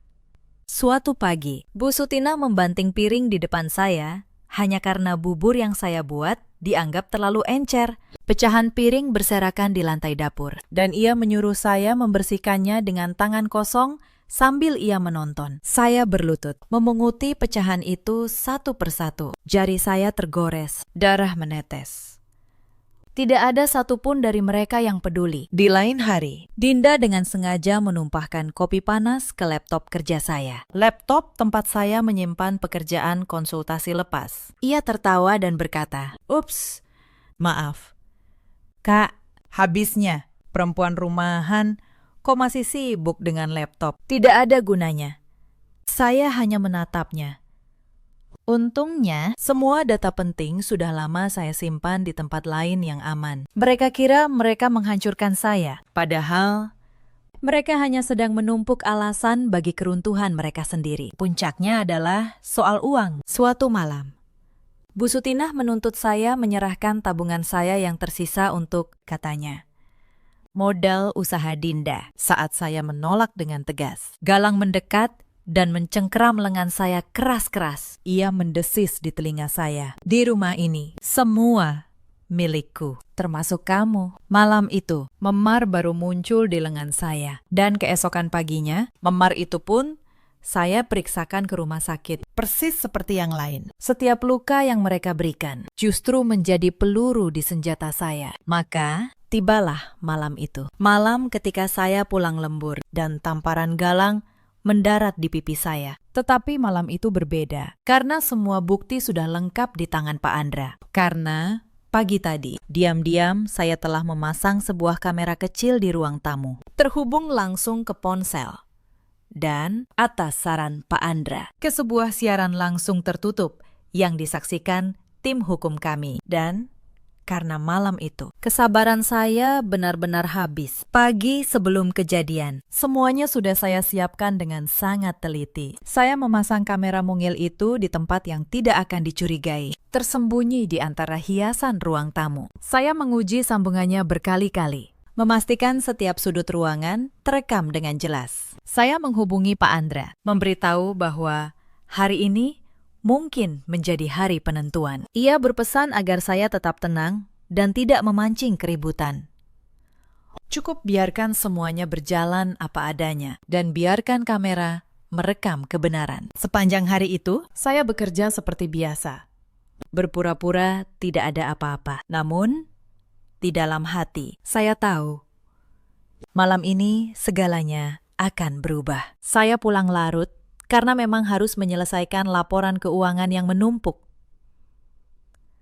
Dalam perjalanan pulang, hati saya anehnya tenang. Seolah saya tahu, ini adalah malam terakhir saya menderita di rumah itu. Saat tangan Galang terangkat dan menampar saya, kamera itu merekam segalanya dengan kualitas yang sangat jernih. Wajah Galang yang penuh amarah, Bu Sutinah dan Dinda yang justru tertawa senang di belakangnya. Menikmati penderitaan saya seperti tontonan. Semua terekam sempurna. Saya berjalan tenang ke dapur. Saya nyalakan kompor. Saya jerang air di panci paling besar hingga mendidih. Lalu, saya mengeluarkan kotak beludru hitam berisi 5 jam tangan mewah itu, beserta dokumen rahasia Galang dari tempat persembunyiannya. Saya tidak akan merebusnya. Itu hanya umpan. Saya menatanya rapi di atas meja makan, di sebelah ponsel yang menyala. Lalu saya menelpon Pak Andra dengan satu kalimat singkat. Pakistan, sekarang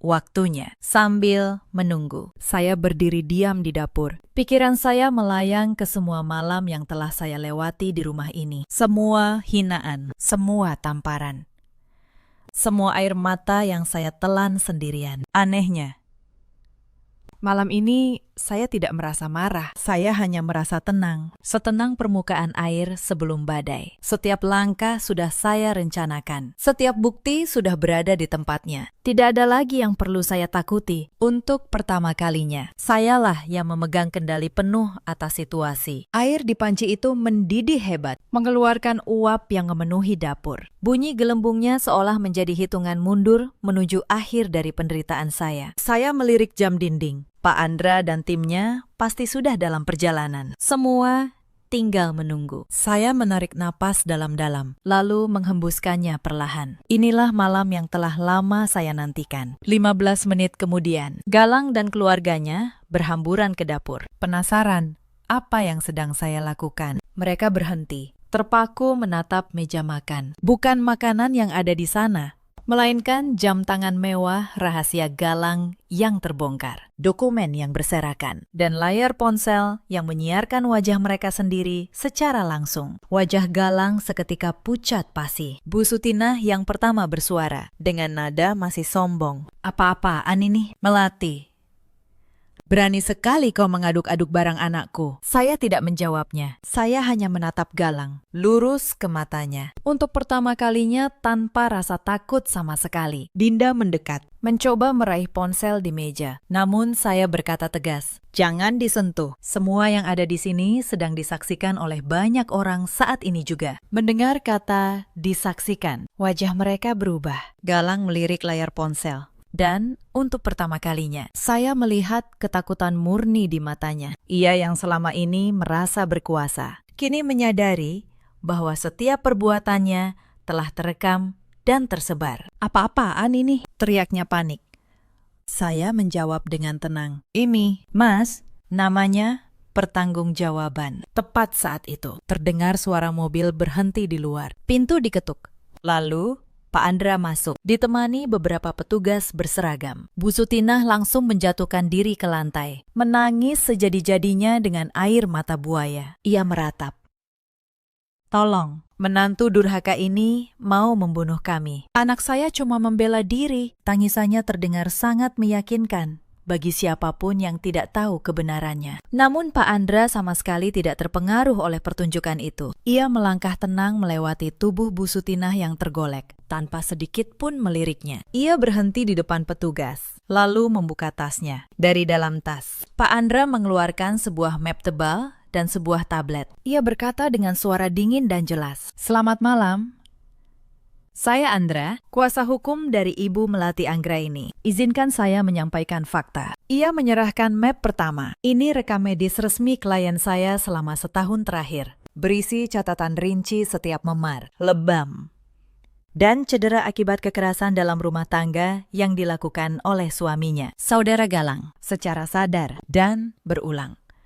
Galang membuka mulut hendak menyangkal, tetapi Pak Andra menyalakan layar tablet. Terputarlah rekaman beberapa menit lalu. Dengan jernih, terlihat Galang menampar wajah saya yang baru pulang bekerja. Disaksikan ibu dan adiknya yang tertawa puas. Seisi dapur terdiam. Tidak ada lagi ruang untuk berbohong. Dan ini, lanjut Pak Andra, sambil menyerahkan map kedua kepada petugas, adalah temuan yang jauh lebih serius. Jam tangan mewah dan rekening rahasia ini tidak mungkin berasal dari gaji seorang manajer. Setelah ditelusuri, kami menemukan jejak penyalahgunaan keuangan di perusahaan tempat Saudara Galang bekerja. Laporan lengkapnya akan kami serahkan ke pihak berwenang besok pagi. Pak Andra membuka map itu lebih lebar, memperlihatkan lembar demi lembar dokumen yang tersusun rapi. Di sini tercatat secara rinci setiap transaksi mencurigakan selama 3 tahun terakhir. Setiap tanggal, setiap nominal,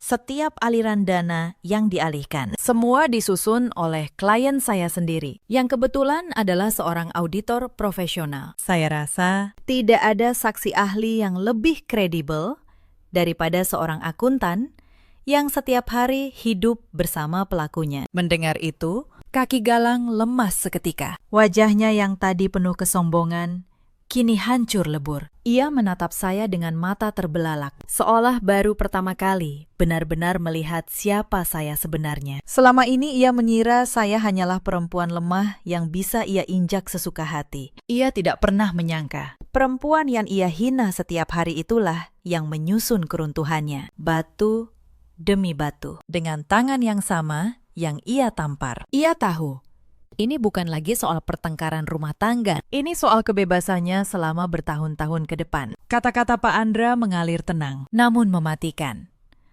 Setiap kalimat menutup setiap celah kebohongan yang coba dibangun keluarga itu. Para petugas tidak perlu berpikir 2 kali. 2 orang melangkah maju dan meraih kedua lengan Galang. Laki-laki yang selalu membanggakan diri sebagai penguasa rumah tangga itu kini tidak berdaya.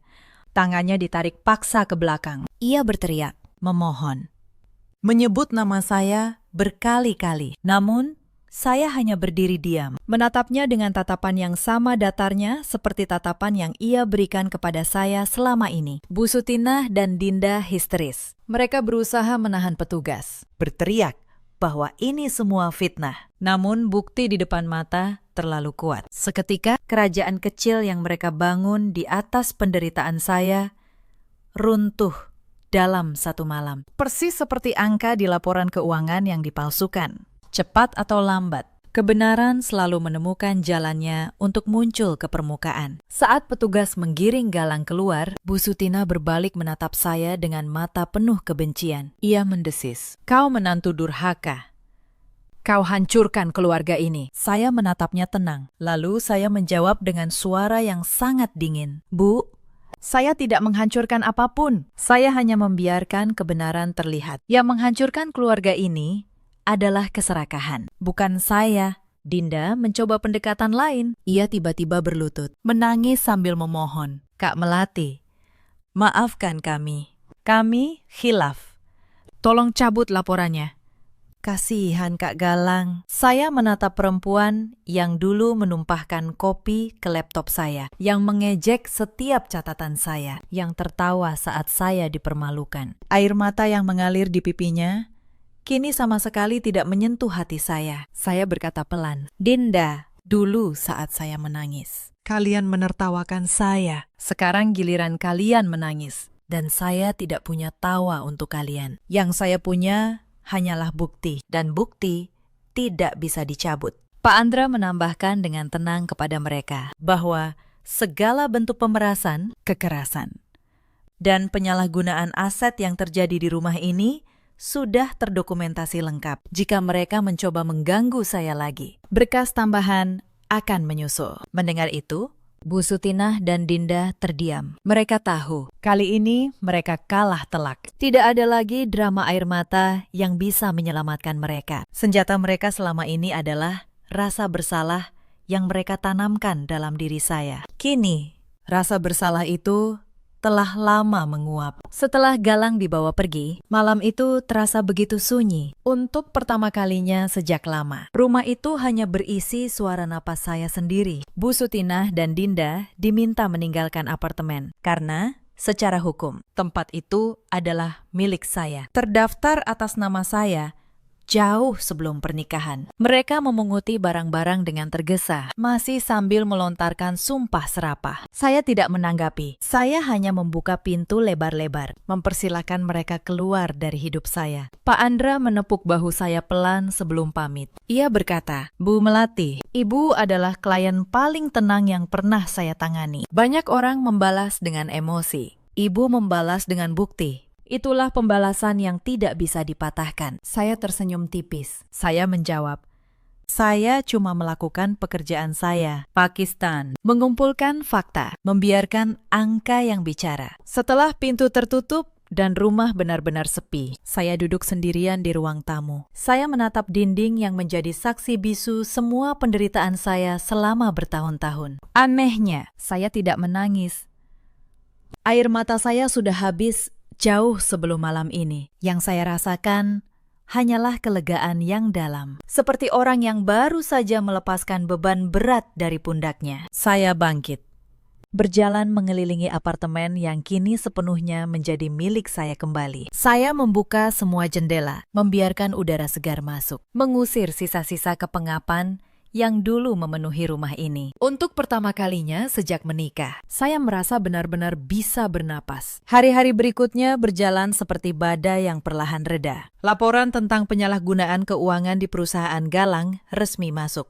Penyelidikan berjalan cepat, karena bukti yang saya kumpulkan begitu rapi dan terstruktur. Ternyata, selama bertahun-tahun, Galang telah menggelapkan dana dalam jumlah yang sangat besar. Uang itulah yang ia pakai membeli jam tangan mewah, tas merek terkenal, dan menumpuk rekening rahasia. Uang yang ia banggakan sebagai lambang kesuksesannya ternyata adalah uang hasil kejahatan. Saya memikirkan kembali setiap malam ketika ia memamerkan barang-barang itu di depan saya. Setiap kali ia merendahkan pekerjaan saya sebagai cuma menatap angka. Padahal, justru karena saya menatap angka itulah, seluruh kebohongannya akhirnya terbongkar. Ada keadilan yang puitis dalam hal itu. Keahlian yang ia hina menjadi senjata yang menjatuhkannya. Proses persidangan berlangsung beberapa bulan. Saya hadir di setiap sesi, duduk dengan tenang, mengenakan setelan kerja yang rapi. Berbeda sekali dengan Galang yang kini tampak kusut dan kehilangan seluruh kesombongannya. Di ruang sidang, Pak Andra memaparkan bukti satu demi satu dengan begitu rapi. Rekam medis, rekaman kekerasan, berkas keuangan yang saya susun. Tidak ada satupun yang bisa dibantah oleh pihak Galang. Pengacara mereka berkali-kali mencoba memutarbalikkan fakta. Namun, setiap kali, bukti yang terstruktur selalu menutup celah mereka. Bu Sutinah sempat mencoba bersaksi, memutar cerita seolah saya adalah menantu kejam yang menjebak anaknya. Namun saat ditanya bukti, ia tidak punya apa-apa selain air mata dan teriakan. Hakim tidak terkesan. Di hadapan fakta yang dingin dan terukur, drama emosional tidak ada artinya. Saya duduk di sana, menyaksikan bagaimana kebenaran yang saya kumpulkan dengan sabar selama berbulan-bulan akhirnya berdiri tegak di ruang yang paling resmi. Pada hari vonis dibacakan, saya menarik napas panjang. Galang dinyatakan bersalah atas kekerasan dalam rumah tangga dan penyalahgunaan keuangan perusahaan. Ia dijatuhi hukuman penjara bertahun-tahun. Saat palu hakim diketuk, saya tidak merasa gembira, saya hanya merasa lega. Sebuah beban berat yang selama ini saya pikul, akhirnya terangkat sepenuhnya. Saya keluar dari ruang sidang dengan langkah ringan, menghirup udara kebebasan yang sudah lama tidak saya rasakan. Di tengah proses hukum yang berjalan, saya mulai membangun kembali hidup saya. Saya kembali bekerja penuh sebagai auditor. Namun, kali ini, saya tidak berhenti di situ. Dengan tabungan rahasia yang dulu saya sisihkan, ditambah pesangon dan tabungan bertahun-tahun, saya memberanikan diri membuka usaha sendiri. Sebuah kantor jasa konsultan keuangan dan audit kecil. Saya menamainya dengan nama yang sederhana, tetapi penuh makna bagi saya. Saya menyebutnya Anggraini Konsultan, memakai nama saya sendiri. Nama yang dulu pernah mereka coba hapus dari hidup saya. Awalnya, klien saya hanya 1-2. Namun reputasi saya sebagai auditor yang teliti dan jujur cepat menyebar. Banyak perusahaan yang dulu meragukan saya, kini justru mengantri meminta jasa saya. Dalam setahun, kantor kecil itu tumbuh pesat. Saya merekrut pegawai. Saya pindah ke kantor yang lebih besar di kawasan SCBD. Setiap pagi, saya kembali menyeduh kopi saya sendiri di ruangan saya sendiri sebagai pemilik. Kemerdekaan yang dulu saya serahkan, kini saya rebut kembali. Bahkan jauh lebih besar dari sebelumnya. Saya ingat satu malam, saat lembur di kantor baru saya berhenti sejenak dan menatap keluar jendela. Lampu-lampu kota berkelip indah di bawah sana. Saya teringat perempuan lelah yang dulu pulang larut hanya untuk disambut tamparan. Perempuan itu kini sudah tiada. Yang berdiri di sini adalah seseorang yang baru. Seseorang yang membangun segalanya dari reruntuhan dengan tangannya sendiri. Mbak Asih, pembantu yang dulu setia menjadi saksi saya. Kini saya pekerjakan sebagai pengurus rumah tangga saya dengan gaji yang layak dan penuh penghormatan. Ia sering berkata sambil tersenyum, "Bu Melati, saya selalu yakin Ibu akan bangkit. Orang sabar seperti Ibu tidak akan kalah." Saya menggenggam tangannya. Sama seperti dulu ia menggenggam tangan saya di saat-saat tergelap. Lalu, bagaimana dengan mereka? Galang divonis bersalah. Bertahun-tahun ia habiskan di balik jeruji. Kehilangan pekerjaan, reputasi, dan seluruh kekuasaan palsu yang pernah ia banggakan. Semua yang ia bangun di atas kebohongan, runtuh dalam semalam. Di dalam penjara, kabarnya, ia sering termenung, menyesali setiap keputusan yang membawanya ke sana. Namun penyesalan yang datang terlambat tidak pernah bisa memutar waktu. Saat bebas nanti, tidak ada lagi yang tersisa untuknya. Tidak ada perusahaan yang mau menerima mantan narapidana kasus penyalahgunaan keuangan. Tidak ada lagi setelan jas rapi atau jam tangan mewah. Yang tersisa hanyalah nama yang tercoreng dan masa depan yang gelap. Bu Sutinah dan Dinda yang dulu hidup mewah dengan menumpang penderitaan saya, kini kehilangan segalanya. Tidak ada lagi rumah untuk ditinggali. Tidak ada lagi uang galang untuk dihambur-hamburkan. Mereka kembali ke kampung dengan tangan kosong, ditolak oleh sanak saudara yang dulu menertawakan saya bersama mereka. Hidup mereka kini diisi oleh pertengkaran tanpa akhir, saling menyalahkan atas kehancuran yang sebenarnya mereka ciptakan sendiri. Kabar terakhir yang saya dengar, mereka tinggal di sebuah rumah petak sempit, hidup dari belas kasihan tetangga, sambil terus mengeluhkan nasib yang sebenarnya mereka pilih sendiri. Beberapa bulan kemudian, saya membuka cabang kedua usaha saya. Sekaligus, saya membeli sebuah gedung kecil untuk dijadikan rumah singgah, tempat saya membantu perempuan-perempuan lain yang pernah mengalami nasib seperti saya. Tempat mereka bisa berlindung, belajar mandiri secara finansial, dan menemukan kembali harga diri mereka. Karena saya tahu betul, di luar sana, Masih banyak perempuan yang terjebak dalam diam. Persis seperti saya dulu di rumah singgah itu. Saya tidak hanya memberi tempat tinggal. Saya mengajari mereka mengelola keuangan, membaca kontrak, dan memahami hak-hak mereka. Saya selalu berkata kepada mereka, pengetahuan adalah perisai. Jangan pernah serahkan kendali atas uang dan hidup kalian kepada siapapun, sekalipun kepada orang yang kalian cintai. Banyak dari mereka yang datang dengan mata kosong dan jiwa hancur, lalu perlahan bangkit, mendapatkan pekerjaan, dan memulai hidup baru. Setiap kali melihat seorang dari mereka berdiri tegak kembali, saya merasa luka lama saya ikut sembuh sedikit demi sedikit. Saya juga tidak pernah membalas dendam dengan tangan saya. Saya tidak pernah meneriaki siapapun, tidak pernah membalas pukulan dengan pukulan. Saya hanya melakukan apa yang paling saya kuasai, yaitu mengumpulkan kebenaran dan membiarkannya bekerja. Dan ternyata itulah pembalasan yang paling sempurna. Karma mereka datang bukan dari tangan saya, melainkan dari perbuatan mereka sendiri yang kembali kepada mereka. Pada hari peresmian rumah singgah itu, saya berdiri di depan pintu dengan hati yang penuh. Banyak tamu datang, banyak ucapan selamat. Saya mengenakan pakaian sederhana, namun berdiri tegak sebagai perempuan yang merdeka sepenuhnya. Di tengah keramaian itu, secara kebetulan, pandangan saya terarah ke seberang jalan. Di sana, di antara para pekerja kasar yang sedang memperbaiki saluran air, berdiri seorang pria kurus dengan wajah lelah dan pakaian lusuh. Ia sedang memikul ember air yang berat. Saya mengenalinya. Itu Galang. Rupanya, ia telah bebas. Dan inilah satu-satunya pekerjaan yang bisa ia dapatkan kini. Tatapan mata kami bertemu sekejap. Untuk sesaat, waktu seolah berhenti. Saya melihat sisa-sisa laki-laki yang dulu begitu sombong, kini menjadi bayangan dirinya sendiri. Tubuhnya yang dulu tegap dalam balutan jas mahal, kini bungkuk memikul beban. Tangannya yang dulu terangkat untuk menampar saya, kini kasar dan kapalan oleh kerja berat. Di matanya, saya membaca penyesalan yang terlambat. Mungkin ia teringat perempuan yang berdiri tegak di seberang sana sebagai pemilik bangunan mewah. Dulu adalah istri yang ia injak setiap hari. Mungkin ia menyadari, andai ia menghargai saya, andai ia tidak serakah, andai ia tidak pernah mengangkat tangannya, ia bisa saja berdiri di sini, mendampingi kesuksesan saya. Namun keserakahannya sendiri yang telah membakar habis semuanya. Tidak ada amarah di mata saya, tidak ada kebencian, hanya ada tatapan datar, seperti menatap seseorang yang tidak lagi punya arti apapun. Saya teringat semua malam ketika ia membuat saya merasa tidak berharga. Kini, justru ia yang berdiri di seberang sana, menatap kehidupan yang dulu ia hancurkan dengan tangannya sendiri. Saya mengangkat dagu sedikit.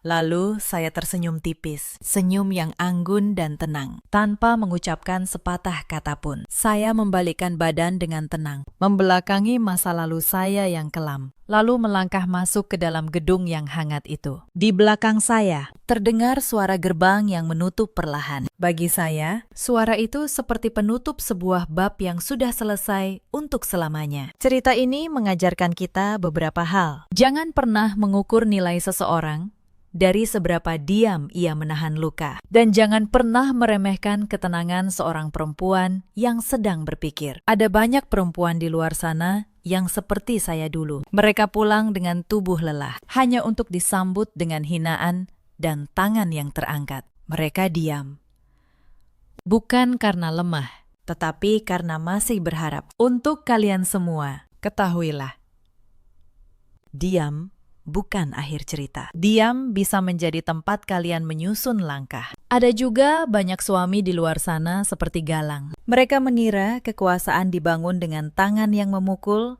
dan mulut yang menghina. Padahal, kekuasaan sejati lahir dari rasa hormat, bukan dari rasa takut. Dan ada pula para ibu mertua serta keluarga yang menumpang hidup di atas penderitaan orang lain, mengira itu akan abadi. Mereka lupa semua yang dibangun di atas kezaliman pada akhirnya akan runtuh sendiri. Dalam hidup, kita semua punya pilihan. Kita bisa memilih untuk hancur oleh keadaan atau bangkit darinya. Saya memilih bangkit bukan dengan amarah, melainkan dengan kesabaran, bukti, dan harga diri. Ingatlah selalu, sebaik-baiknya pembalasan bukanlah dengan kebencian, melainkan dengan menjadi versi terbaik dari diri sendiri yang tidak bisa lagi mereka sentuh. Ceritakan kisah kalian di kolom komentar. Bagikan pengalaman kalian agar perempuan lain tahu bahwa mereka tidak sendirian. Terima kasih sudah menemani sampai akhir.